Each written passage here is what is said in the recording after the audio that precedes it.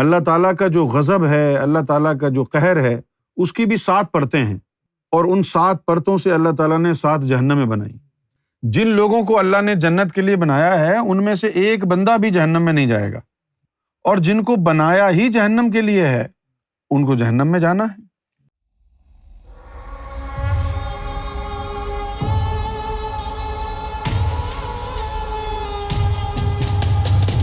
آپ اللہ کی مخلوق ہیں اور آپ کو انسانوں کی اتنی پرواہ ہے، تو یقیناً اللہ کو بھی ہوگی نا کہ اللہ اپنی مخلوق کو کیسے ڈالے گا جہنم میں۔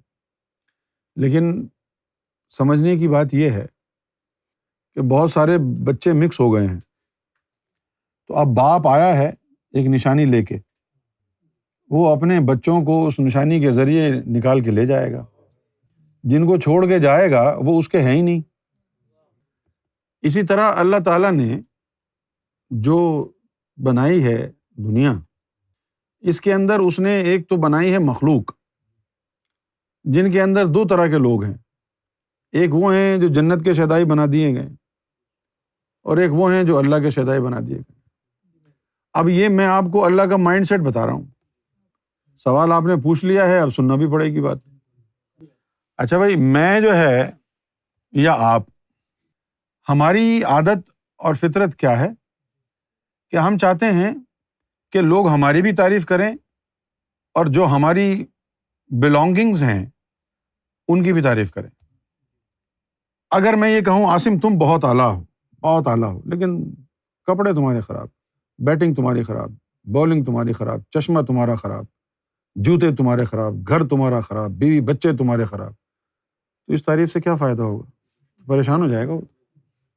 اسی طرح ایک اللہ کی ذات ہے، اس نے اپنی صفات کا اظہار کیا ہے، وہ چاہتا ہے کہ اس کی جتنی بھی صفات کا اظہار اس نے کیا ہے اس کے شہدائی بھی بنے، اس کی پرستش کرنے والے بھی بنے، اور اس کے علاوہ جو اس نے اور چیزیں بنائی ہیں جیسے جنت کے باغات محلات بنائے ہیں، ان کی بھی تعریف کرنے والے بنے۔ اگر کوئی اللہ کے دیدار کی طرف جاتا ہے تو یہ اللہ کا فیصلہ ہے، اور اگر کوئی جنت کی طلب کر رہا ہے یہ بھی اللہ کا فیصلہ ہے۔ اللہ نے اپنی بھی تعریف کروانی ہے اور اپنی بنائی ہوئی چیزوں کی بھی تعریف کرانی ہے، دونوں مقاصد اسی کے پورے ہو رہے ہیں۔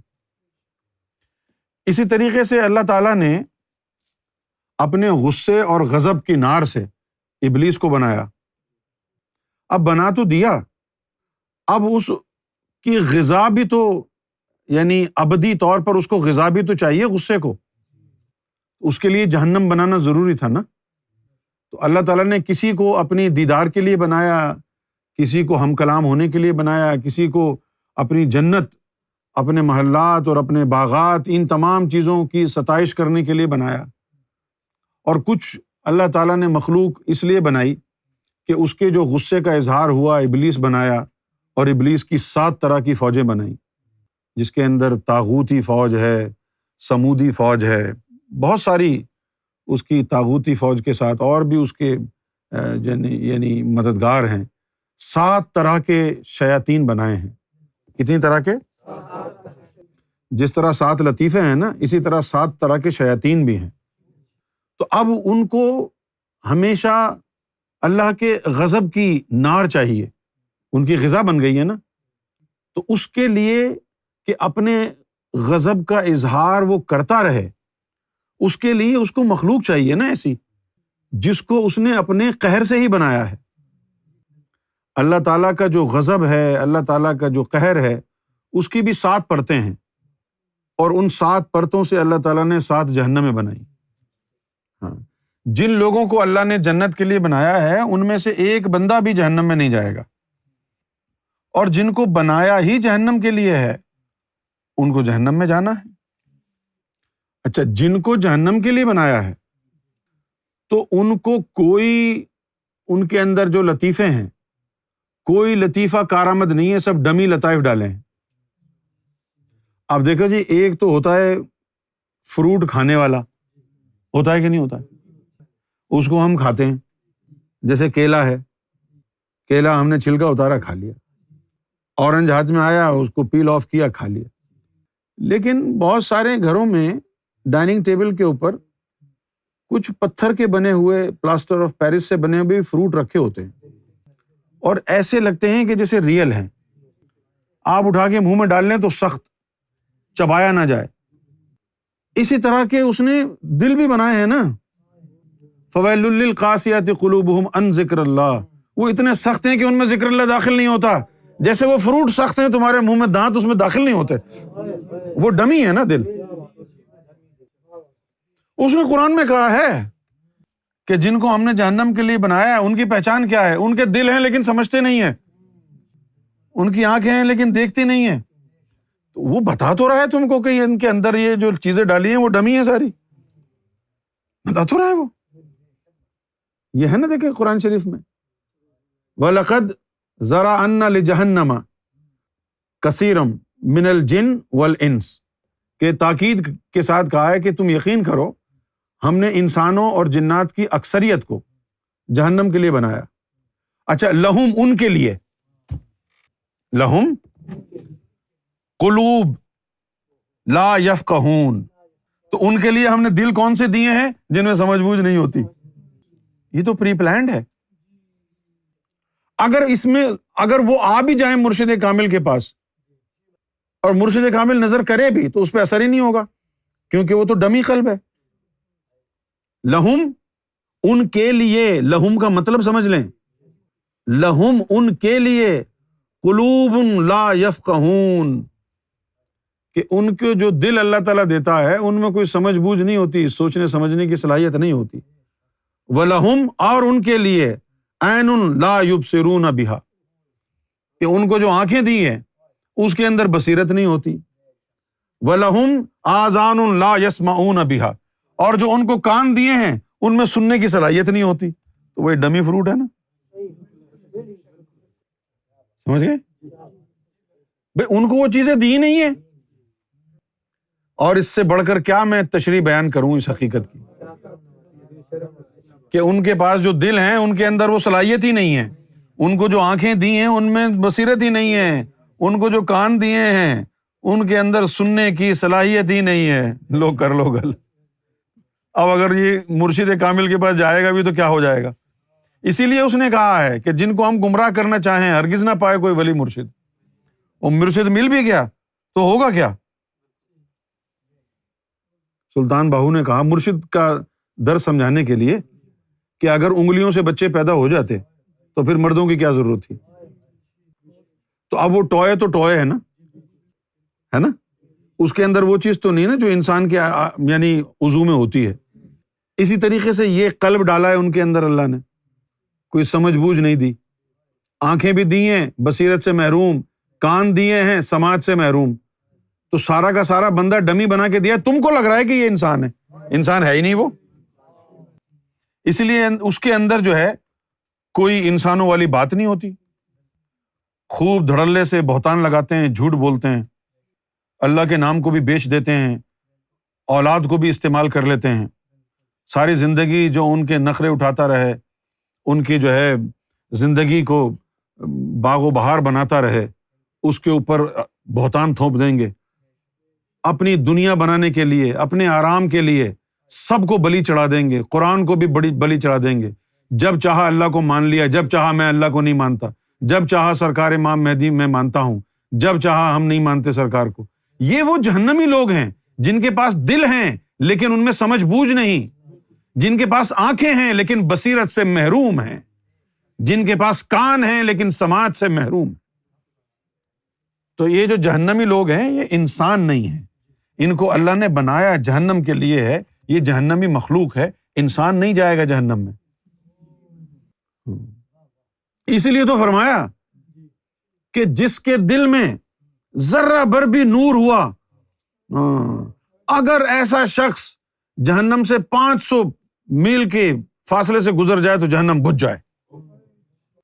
ہلکا سا نور کی کرن بھی ہوئی اور وہ جہنم کے 500 مائل کے ڈسٹینس سے گزر جائے تو جہنم بجھ جائے. تو پھر انسان کے لیے تو نہیں ہے نا جہنم. جہنم اللہ تعالیٰ نے ان کے لیے بنائی ہے. اور آپ کو لگ رہا ہے کہ یہ سزا ہے، بخدا یہ سزا نہیں ہے.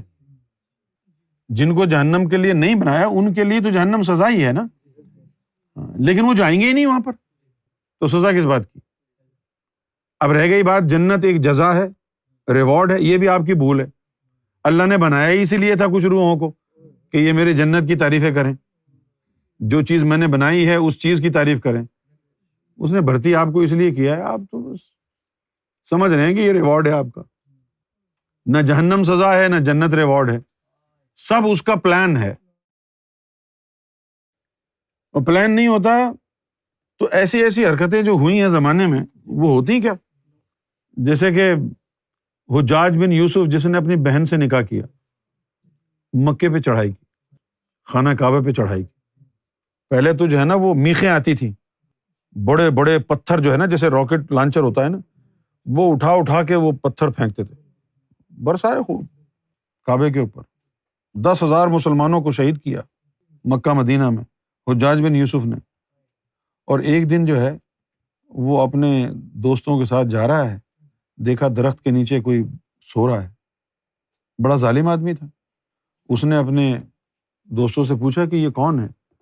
وہ جانتے تھے کہ یہ حسن بصری ہیں، بزرگ ہیں، تو وہ ڈر گئے کہ یہ تو ظالم آدمی ہے، بلا وجہ مروا دے گا، اس لیے انہوں نے کہا کہ جی ہمیں پتہ نہیں کون ہے۔ اس نے کہا نہیں یار مجھے بتاؤ، ایسی بات نہیں ہے، مجھے بتا دو۔ انہوں نے کہا جی یہ بزرگ ہیں حسن بصری۔ اچھا یہ حسن بصری ہیں؟ وہ گیا حسن بصری کے سوتے ہوئے اس نے پاؤں چوم لیے، اور اس بات کے اوپر اللہ تعالیٰ نے اس کو بخش دیا، جنت میں بھیج دیا۔ یہ وہ چیز ہے جہاں پر آ کر کے لوگ خاموش ہو جاتے ہیں اور کہتے ہیں جی اللہ نکتہ نواز ہے، لیکن اس نکتہ نوازی سے بہت سے لوگوں کے جو ہے نا وہ بیڑا غرق ہو گیا۔ لوگوں نے بھی سوچا کہ ہم بھی کسی مظہر بھائی جیسے بزرگ کے پاؤں چوم کے جنت میں چلے جائیں گے، لہٰذا خوب اودم مچا کے رکھو۔ او بھائی وہ نکتہ نواز کن کے لیے ہے؟ جن روحوں کو جنت کے لیے اس نے بنایا تھا وہ ماحول کی وجہ سے یہاں پر آ کر کے خراب ہو گئی ہیں، لیکن جانا انہوں نے جنت میں ہی ہے، اس کے لیے کوئی نہ کوئی بہانہ تو بنانا ہے، اس نے اس کے لیے بہانہ بنانا ہے نا، کہ جس کی تقدیر میں جنت لکھی ہوئی ہے اب اس کو کیسے بھیجیں گے؟ تو بہتر یہی ہے کہ یہیں کوئی بہانہ بنا لیں، یوم محشر میں تو پکڑ میں آ جائے گی نا بات کہ جی یہ جہنمی ہے، اس کو کیوں نہیں بھیجے جہنم؟ وہاں تو احتجاج شروع ہو جائے گا، جہنمی تو بڑے حرامی ہوتے ہیں۔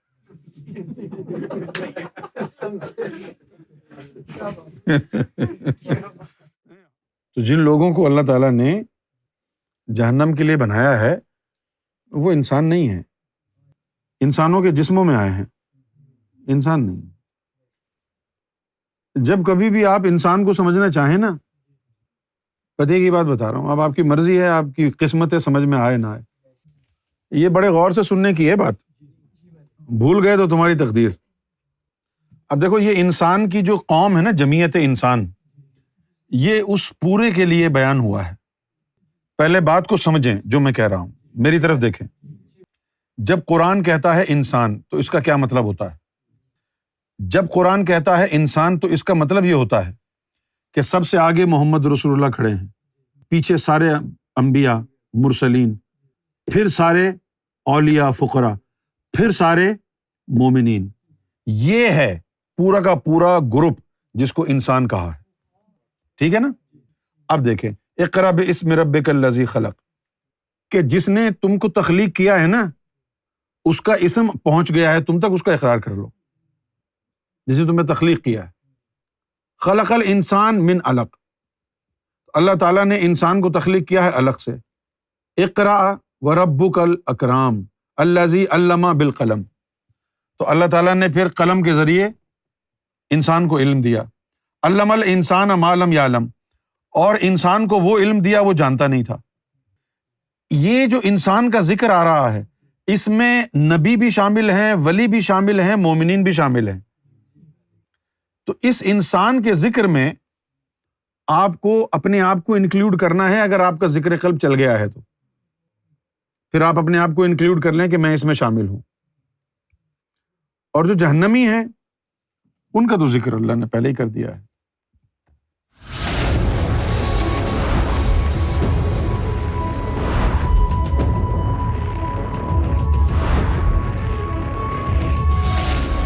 Amra TV, place to connect with God.